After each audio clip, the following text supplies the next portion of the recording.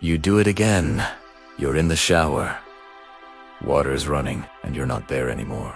You're winning an argument from 3 years ago. Finally, saying the thing you should have said. Or you're in a conversation where someone, for once, actually understands you. Or you're standing in a version of your life that feels better than this one. And then the water goes cold, and you're back! With this strange feeling, half comfort, half grief. Because for a few minutes, the world inside your head felt more real than the one outside it. If that's you, this video is going to explain something you've never had words for. Before anything else, I want you to know, this is not something only you do. Thousands of people describe the exact same experience. Daily, involuntarily. Some of them since childhood. I've been doing this since I was a kid. I imagine more than I breathe. I'm happier in my imaginary life than in my real one. That last line, hold on to it, because it's not just relatable, it's a clue. What if I told you that the specific scenario your brain keeps returning to, the one that runs on repeat without your permission, and is not random at all? It's revealing something precise about what your real life is missing. Before I tell you what that is, you need to understand what your brain is actually doing. Harvard researchers ran a study. They tracked 2,250 people throughout their days, using a simple phone app that asked one question at random moments. What are you thinking about right now? Their finding? Nearly half the time, 47% people were not thinking about what they were actually doing. Not distracted. Not lazy. Running simulations. And here's the part that should give you pause. The moments people reported being least happy were not the moments with the most stress. They were the moments when their mind was somewhere else. Which means the more your brain runs these scenarios, the less it registers your actual life as real. Scientists call the system behind this the default mode network. It's the part of your brain that activates the moment you stop focusing. Your brain just calls it Tuesday. But for some people, especially analytical minds, overthinkers, people who feel things more intensely than they show, this network doesn't just activate it take as sober, and it builds entire worlds. The question is, why those specific worlds? Why those people, that argument, that specific version of success? That's not random. That's the part worth understanding. Researchers noticed 3 patterns in people who do this most. I want you to find yourself in one of them, but I'll say this first.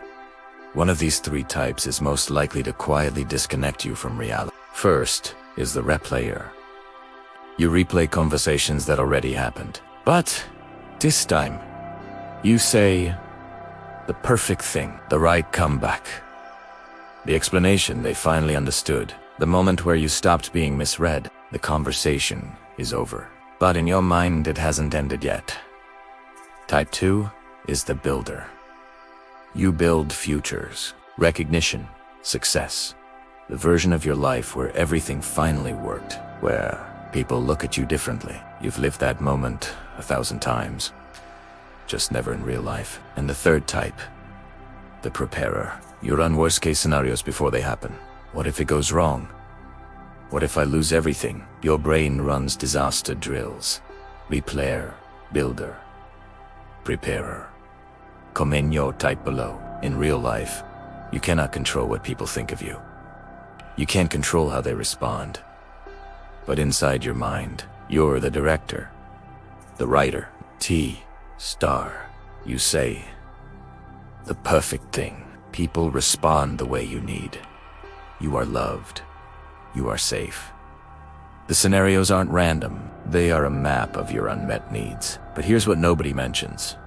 A map is only useful if you're trying to get somewhere. The scenarios start leaking into your body. Your heart rate changes. Your muscles tighten. Your nervous system cannot tell the difference between a conversation that happened and one you imagined at 2 a.m. You are carrying the emotional weight of a life you are not living. Not everyone watching this wants to stop, because that world works. You're safe there. The scenarios didn't come from nowhere. They came from somewhere that hurt. But it can't surprise you. It can't love you in a way you haven't already scripted.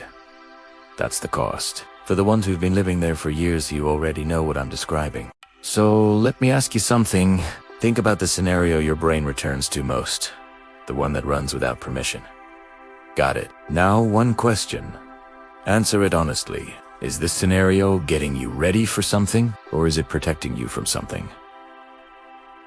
Those are not the same thing, and most people have never actually stopped to find out which one theirs is. Preparing looks like this. You have something real coming up, a conversation that's actually on the calendar, a decision you're actually about to make, and your brain is running it, figuring out what to say, how to respond, what it might feel like on the other side. That's the simulator doing exactly what it was built for. Let it run. Protecting looks like this. The conversation is over. The moment passed. The person is gone, maybe years ago, but you keep running it. Not because it prepares you for anything real, but because inside that scenario, you finally get what you didn't get in real life. The apology. The recognition. The version of events where you were finally enough.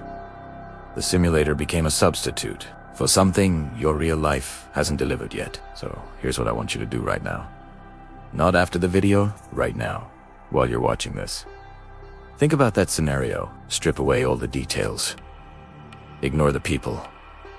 Ignore the dialogue. Just ask, what emotion is this scenario built to deliver? Control, safety, closure, recognition, relief. The first answer that surfaces, that's the one, because that emotion is not the byproduct of the scenario. It's the reason the scenario exists. And here's the thing that actually breaks the loop. Not suppression, not distraction, not willpower. It's this. Name it. I am running this scenario because I need to feel in control. You move from being inside the story to watching it from outside. And from outside, you have something you didn't have before. A choice. What would give me even 10% of that feeling in real life? The goal was never to destroy the simulator. It's to stop asking imagination to do the job that only reality can do. Your imagination is not the enemy. It built those worlds because this world didn't offer you enough. That's not delusion. That's one of the most human things there is. But there's a difference between a rehearsal space and a residence. Does your imagination comfort you, or is it slowly replacing you? There's one more thing. We'll talk about why some people can't stop in the next video. Drop your type in the comments. Subscribe